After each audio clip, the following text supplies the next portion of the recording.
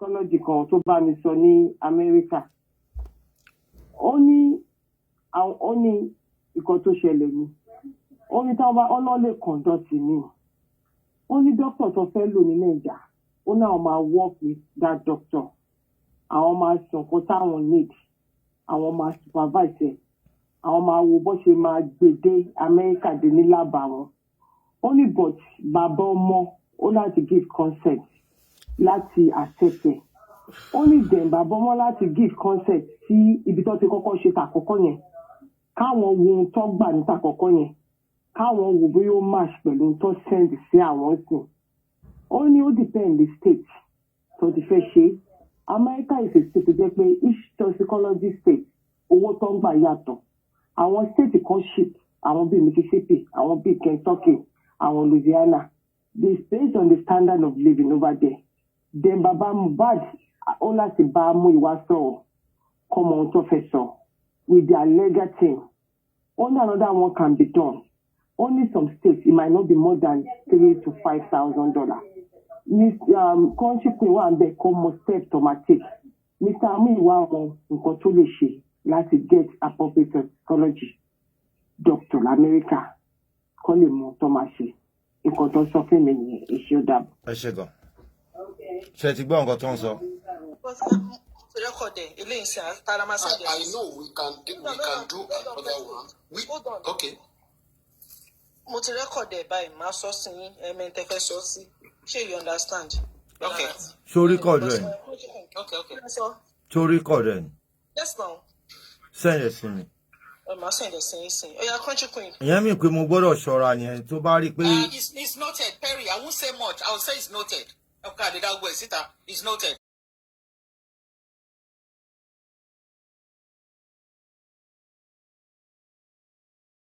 Caller is noted, ma.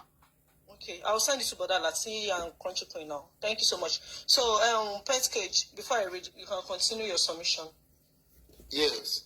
What I'm saying is, at this point, we can still make things right. It's still never bad at all. It's still not bad at all.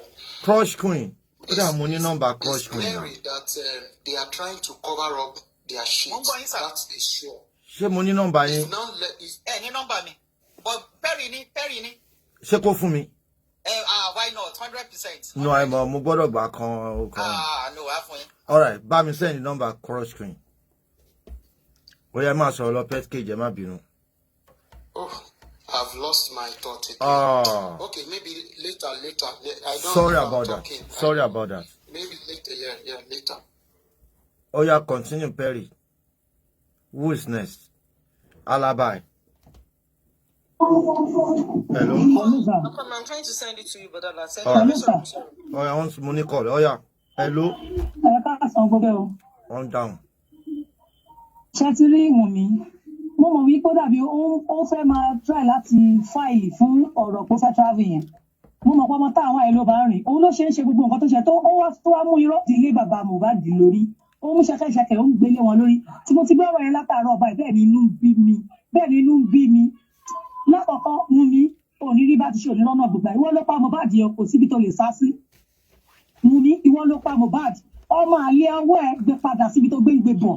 Kì í ṣe ọmọ alọ́ba ọmọ ọwọ́ kì í ṣe ọmọ alọ́ba Wùnmí gbọ́ ọmọ ọwọ́ ẹ̀ padà Wùnmí olè ọ̀lẹ ìwọ ló pa Muhbad kò síbi tó lè yí sínú gbogbo àgbáyé tó bá bílì pé gbogbo èyí tó ń ṣe yẹn o lè ròyìn kó lè mú ẹrù yẹn kó gbé sórí bàbá Muhbad láíláí kò lè wọ́ọ̀kì because ìwọ àti Muhbad lẹ wà nínú ilé ìwọ ló gún Muhbad pa mo lè sọ pé kẹ́ gbé mi wá sókè bọ̀dá Láti wọ́n gbé mi wá sókè. Kí lorúkọ ẹ? Gbé mi wá sókè. Mi ò mọ orúkọ ẹ náà. Kí lorúkọ ẹ tá mọ̀? Orúkọ tí mo lò náà ni. Kí dárúkọ ẹ mi ò mọ̀. Bóyá kó sẹ́lẹ̀. Mi ò rí Yẹmí Storm bí báyìí. Okay, sir, Asian sir. Bóyá kan sọ wọn private. Mi tí rí Yẹmí Storm bí báyìí lónìí. Tọ́lẹ̀ mo ṣe tún béèrè pé kí lorúkọ tó tún ń lò. Torí ilẹ̀ máa ń change orúkọ lẹ́ẹ̀mẹ́wàá. Ta ló ń sọ̀rọ̀ lọ Alibi? Hey, can I say something now? Oh yeah, go on. No, because do you know why they've read us, they've looked at us, they've seen it that okay, yes, we have voice, we have strength, but they know that we don't really know areas to enter to get things done. So they are making advantage of all that. They are using advantage of all that. Wumi's thing, or Wumi, on the other hand, because they have the government backup, they are now using that backup to cover up every shit and try to shift it to Baba. And now, I think it's high time now, our team, the head of our team, needs to now sit down and say, okay, my people, and get things done. For me, he doesn't know anything about what we are being doing. But if he listen, people can put him through. I think that is what he needs right now, to listen. And also listen to the Son. Let the Son brief him on where to go. For me, style on Facebook. He should keep away. Maybe one is his friend, and the other is not his friend. We don't need that now. He needs to listen and then plot the right graph. And as we do that, I tell you, lots of people will answer from the case when they see that the case is now taking new shape and entering the right places. I show love. Right doors. You see everybody sit up with their jobs. Show some love. I don't want to say much. I don't want to call areas where we should enter. But in-house people, with what we've been saying all this while, they need to put all those places in order. Talk to the legal team. I know they know their job. Let them do it. When I've said I've had issue before I left Nigeria, and I won the Inspector General of Police. I won. It's not easy, but there are things my own lawyer pointed out to me. Oh, let's enter this office, let's enter this office. Not because he's a lawyer, he wants to carry the whole load alone. No, he see that the power that be is really against this case. Okay, what did they do? What did they do? He said, okay, we need to, I alone cannot do this. My chamber alone cannot do this. Let's do that. That was how we moderator. We won in 2 different courts. Okay, so it is possible that he listened to his legal team because they know how to go about this case. The legal team also know that this is a big case and they know areas to enter to also support them. These are the things we need at this point. Not when they ask you questions, you'll be angry, you drop out of people. That should stop from now. It should be responsible. Thank you, I beg. Tired. Well, pet cage, don't be tired. Mute your mic. Sorry. So, let me. Okay, Crunch, can you say something? Yes, I do. I just want to make a solemn call to anyone that has connection to international media, CNN, BBC, VOA, because going forward, we need to just mount more pressure so that we can push this news into the foreign media. Because local media, most of them may not want to accommodate discussing Muhbad. You know, popular TV stations, they may not want to welcome any discussion on Muhbad. I'm not saying all of them, but some of them may not be comfortable discussing Muhbad on TV stations and even on popular radio stations. So I want to make an appeal to those in the diaspora, in case you have connections, Al Jazeera, BBC, VOA, Sky News, just any print media overseas also, that can, Channel 4, thank you, that can give us an avenue to even talk about Muhbad. Please, Ejo, my colleagues in the diaspora, please, if you have any link at all that we can talk about Muhbad, you know, it will be a welcome news. It will be a boost for the movement, so that internationally the governments will know that they can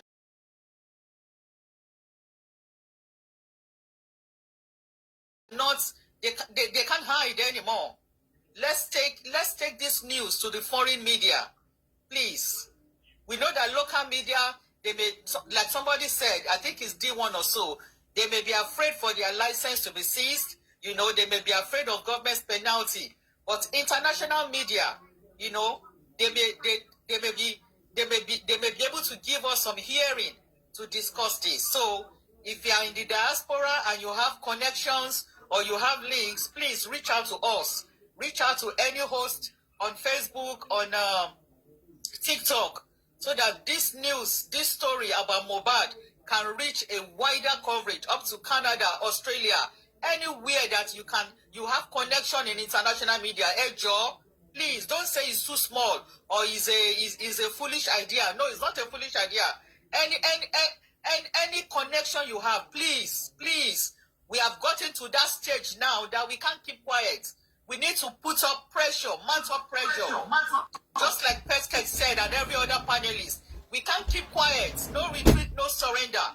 I show some love. Every idea. Show some love. Please, every idea we need. Let's go internationally. Please. Let's go internationally. Bring out your connections. My colleagues in the diaspora, Ejo, Emma Dake, Muhbad is not an ordinary child. Muhbad cannot die in vain, Ejo. Please, this is a passionate appeal. The second one I want to talk about is the 50 million reward for anyone that has information that can lead to arrest and conviction in this case. Please, if you have any information at all, there is a 50 million naira reward. They are not donating the money. The money is available already. So if you have any information, please reach out. Ṣé tó tọ́ lówó yẹn ni? It's auto. LatisnehShow is auto. Mi ò believe African television jàre owó tí ò ní rẹ̀. No, brother LatisnehShow, this one is auto. So if you have any information, reach out. Mọ̀ pé ní reputation, ní reputation. Okay, let me rephrase. Allegedly, okay, you brother LatisnehShow, you are correct. Allegedly, because I was sent the link too. And I read it. So let me use what alleged. Wọ́n fẹ́ sọ, wọ́n náà fẹ́ bá yín sọ̀rọ̀ crush queen, listen please. Okay. Oh yes. Crush queen, ẹ sọ pé local TV ta lè lò. Arise TV ò ṣe okòlè gbàbọ̀dé. Mo ti ń tẹnumọ́ lájẹjẹ kan lọ sórí Arise TV. Arise TV ò gbà ti Sanwó-Olú àti Tinubu redeem. Ó máa fún wa ní orders tá bá fẹ́ ni. Mo ti ń tẹnumọ́ láti tẹ̀sán. Ó jẹ́ ká ti wà lórí Arise TV. Arise TV dẹ̀ go far. Okay, we will work on that, ma. We will work on that. God bless you, ma. Oya jọ Perry jẹ́ ká máa jẹ́ kí wọ́n sọ̀rọ̀ àti ká máa mú lọ bí iṣẹ́. Okay, so let me just correct myself on that 50 million. It's alleged, and the money is available. So let me correct. Because whoever is pre-recording, but it's alleged. And there's 50 million reward for anybody who has information that will lead to arrest and conviction. And that person will be taken out of the country on asylum on any country, any ever fair. If you have such information, please reach out to Lady Aries or you reach out to African Television. Is Alejo. Thank you very much. Sorry about that, lads.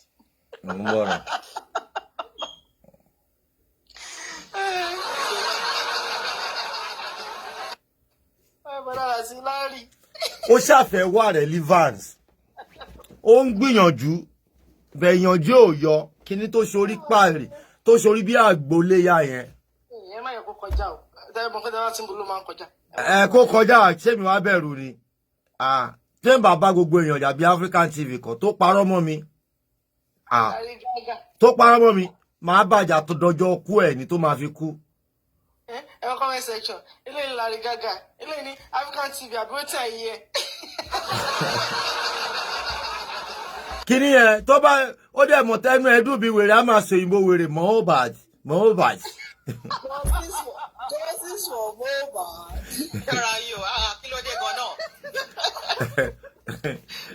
And justice for Muhbad.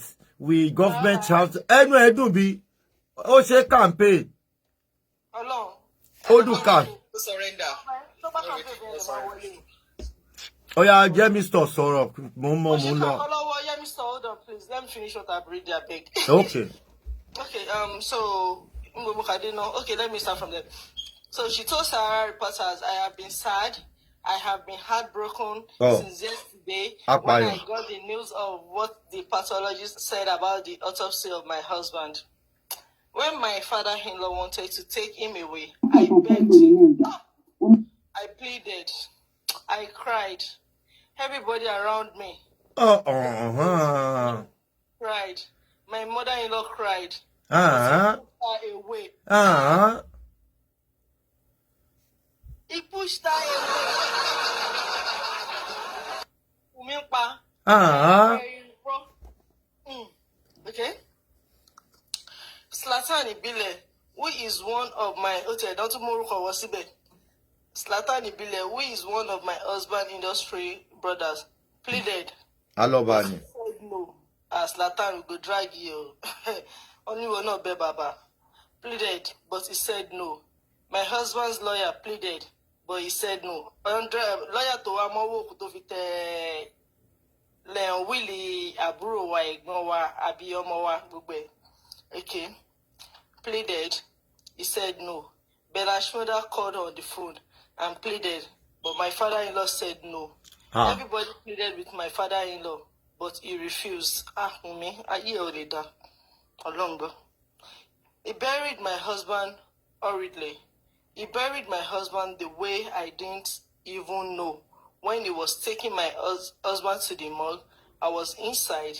I didn't know when he called the ambulance that took my husband to the morgue. I had to take an Uber to go after them.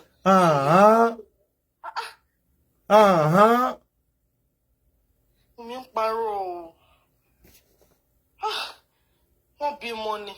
Ẹjọ́ Nigeria government ni. It's not our fault now. D1 sọ̀rọ̀ kan bí bá tí mo múlẹ̀ kọ pé ó yẹ káwọn ọlọ́pàá gan ti rí pé wọ́n sóyìnbó yẹn pé irọ́ wà nú àwọn nǹkan tó kọ irọ́ kan máa pa irọ́. Wípé ó yẹ kí wọ́n ti rí pé wọ́n ti shoot ara wọn. Gbogbo wọn yẹn ń gbọ́ tọ́rọ̀ tó bá mọ bọ́ yẹn sọ kó bá mi sọ.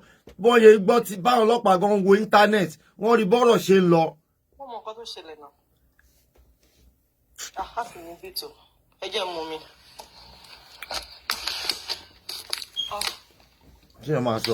What up, ladies and gentlemen? Quick one. Me only let it stay for too long. Regardless of whosoever to behind the 50 million naira, either Larry Gaga or African TV, can embrace information here. Chetiri Ojo Ojeroni, Ali saw and went to power boy. Chetiri, our colleague against your win. Against here, Baba. Against here. One bullet, Usari Jadi. Chetiri, as long as I didn't do information low. Jadi, Owegon, Ali Dagona, but let us try and embrace that information so that our young one liberation my own book you one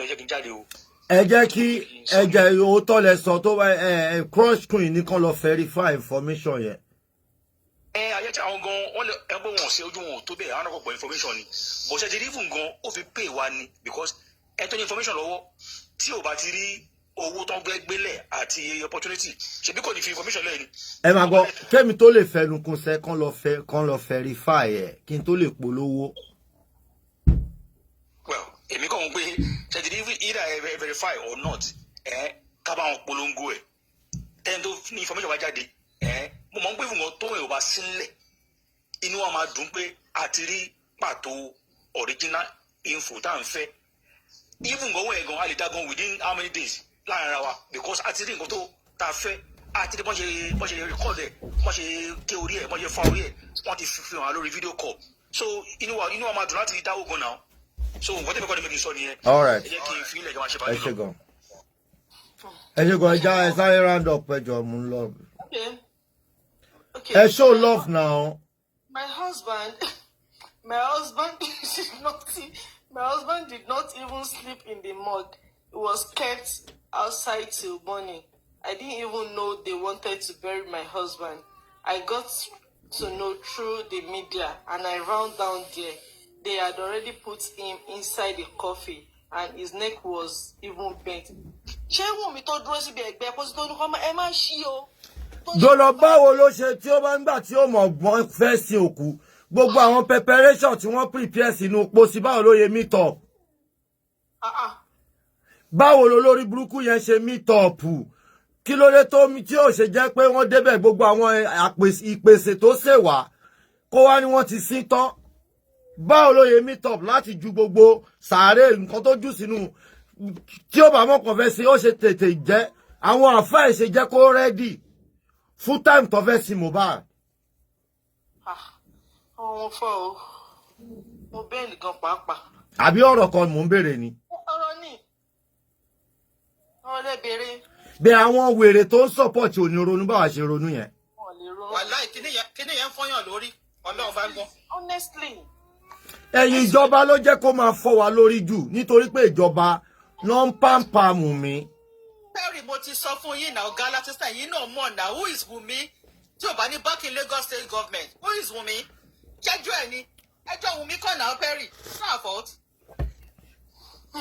Okay, I read that Muhbad had not been hurriedly buried.